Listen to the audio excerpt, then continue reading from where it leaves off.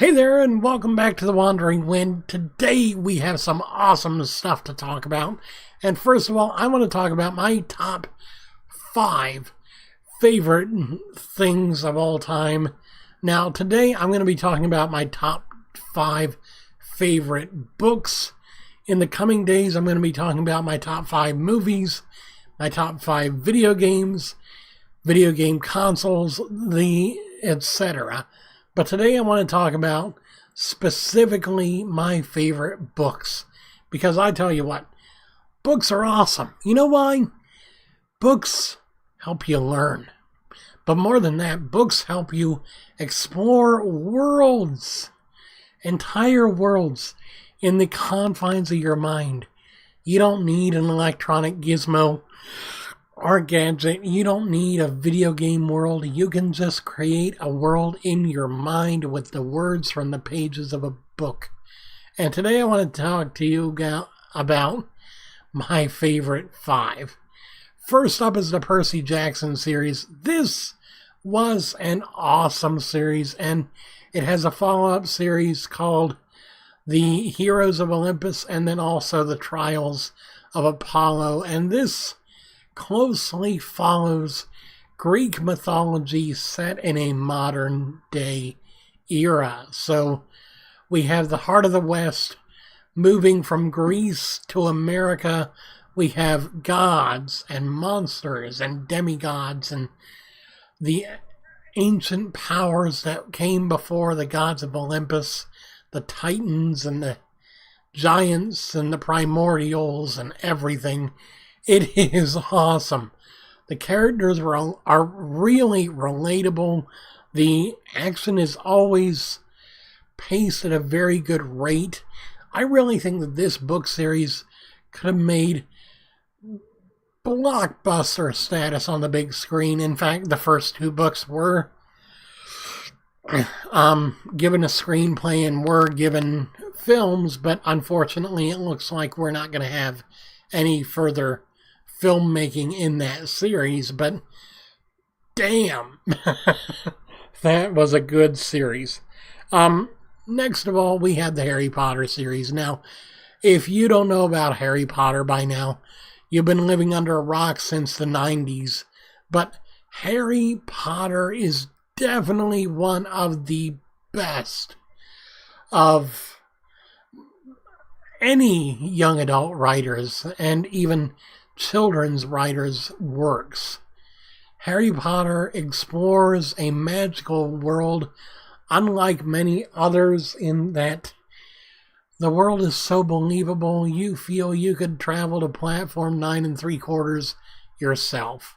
Now, it follows the story of a young boy named Harry who finds out on his 11th birthday that he's a wizard, that his parents were murdered by a dark wizard named Voldemort, and we find that throughout his schooling he has to keep facing Voldemort in different forms and guises, and he finds that he has a godfather. He finds that he's part of a prophecy to destroy Voldemort, and it's just wonderful. I mean, if you've never read this series, go do so before you end up missing out on one of the best ever. Third up on my list is The Chronicles of Narnia. Now, this is a series that has stood the test of time.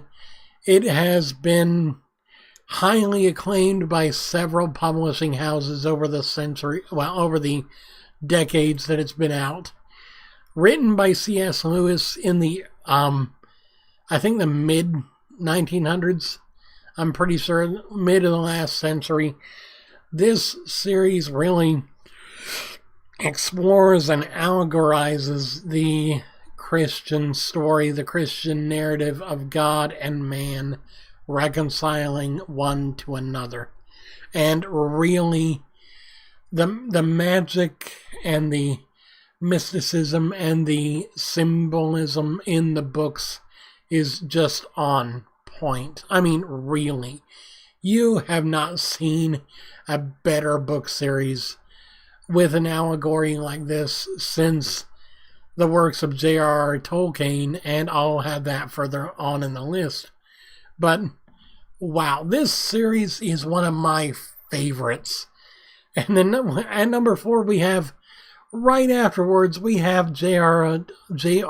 Tolkien's The Lord of the Rings, which is another biblical allegory of the Christian narrative of God and man and Satan and the demons and darkness of the world, and the smallest things making the biggest difference. I think that's the best part of the whole story, is that the smallest people often have the biggest impact on everyone. And that is a narrative that I can get behind, because I'm a small person. Maybe not physically, but in the grand scheme of things, I'm small potatoes. And yet even I can affect the world.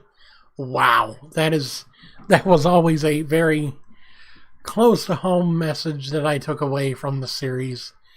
And then finally, I want to end on a really good sci-fi note. I don't think there's anyone that can say anything wrong or bad about the Artemis Fowl series.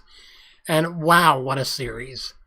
It blends perfectly the genres of fantasy and science fiction in such a way that it makes it really good. I mean, you have an underground city full of magical creatures who blend magic and technology together in a way to keep their civilization intact and safe from the humans living above. You have this young genius boy who somehow discovers the existence of fairies and manages to get in contact with one.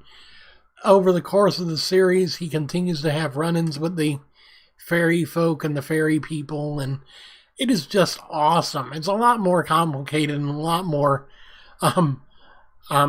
magnificent than what I'm describing here, but wow. Go ahead and go watch it. Go read it.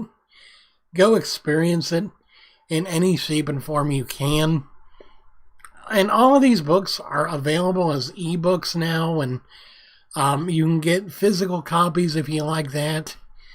Just go out and read a good book, because in this day and age, watching a YouTube video is probably less important than ever compared to actually just getting out and making yourself more imaginative, more aware of just how awesome life really is. And books can help you do that. Books can help open up your imagination further than any video or video game or whatever. So go out, have some fun, and do great things today. I love you so very much. You guys have a wonderful day, and God bless. Thank you for watching.